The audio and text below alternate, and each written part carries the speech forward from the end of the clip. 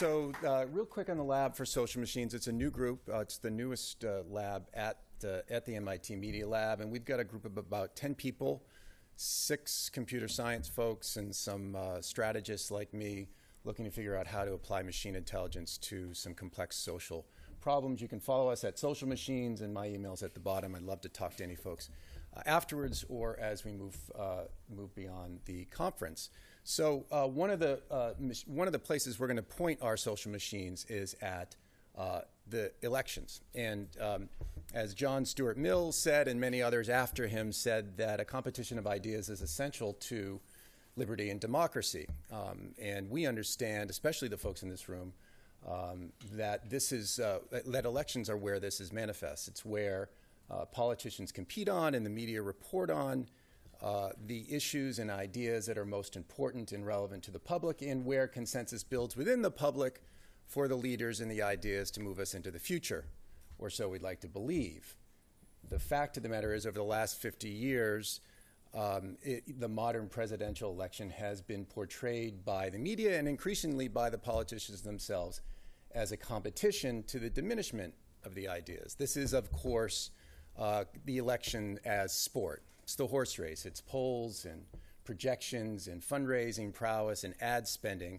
It's what Nate Silver took to a whole new level in 2012, and it's not going to go away anytime soon. And it's understandable because sports sells. For the media, it sells subscriptions and ads. For the politicians, it sells their electability and even their inevitability. And it may even be easier to cover this as a sporting event than it is to cover the panoply of ideas that are floating around during the course of an election, except that it's not very good for democracy. And we took note of a stark example of this a few weeks ago when Back Channel did a comparison of 10 questions that were asked by a CNN anchor of Bernie Sanders and 10 questions that were asked of Bernie Sanders by Reddit. And it's not going to be surprising to anyone in this room that 8 of the 10 questions asked by the anchor were about competition, and 9 out of the 10 questions asked by the public were about ideas.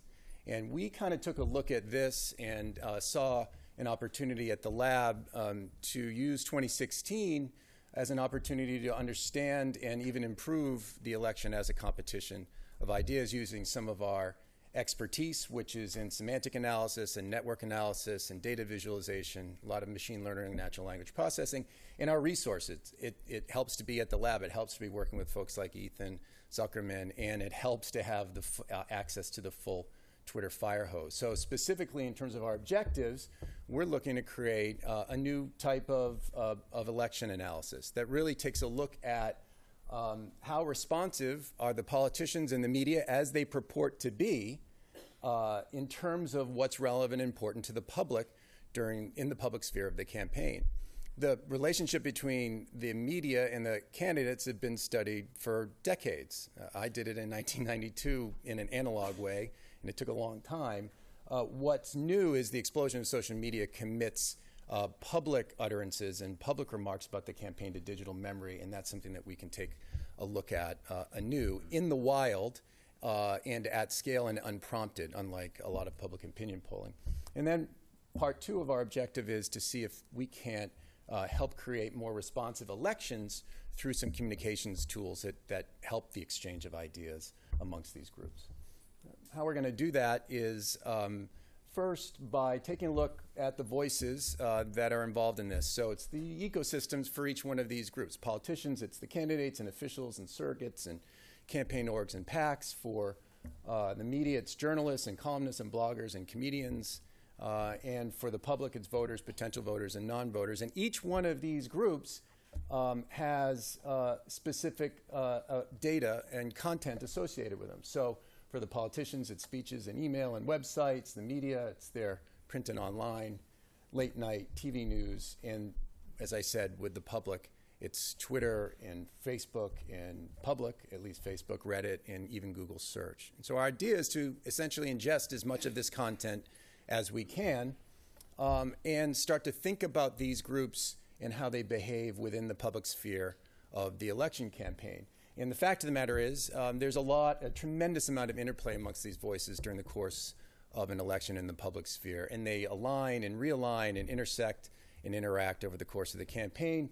And the public and the media interaction has been studied quite extensively, but the public's role in this has not quite. And that's what we're going to be taking a look at. First, by creating essentially what we're calling the electome, which is a map of the network and content connections of these folks. We're going to start by disintegrating these groups. Each of them have people in it, individuals, that we can identify as individuals and start to map their relationships to each other in a network way with respect to the network graph. Millions and millions of relationships, as you can imagine. But it's not only the network connections that we're going to map. We're actually going to map the connections by mining the content that we ingested for each of these groups and each of these individuals. The fact of the matter is, every Twitter tweet, every speech, every news story has a set of named entities, people, places, and things, and also has a set of topics that we can model. And those named entities and topics can be related to each other in a very robust way as well. And when we put together the network connections and the content connections, we've created this thing that we're calling the electome, where we can relate the content to these network connections. And it will allow us, we hope, to do some very interesting analysis along the way, specifically by taking a look at the narratives that are created during the course of the campaign. It's really what the election's about, what's important. These are clusters of topics that form and shift and reform. They range from meta to very sort of grounded, and they do span ideas and processes, not just substantive issues. It's the horse race piece as well. And what we're going to be doing is asking ourselves a set of questions like these. What does the life of a narrative look like from its birth and reemergence over time? How do these narratives emerge and spread, morph, and decline?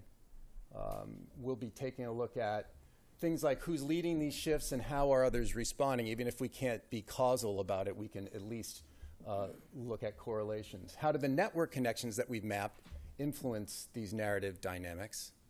And finally, and most importantly, how do these politician, media, and public narratives align or not, right?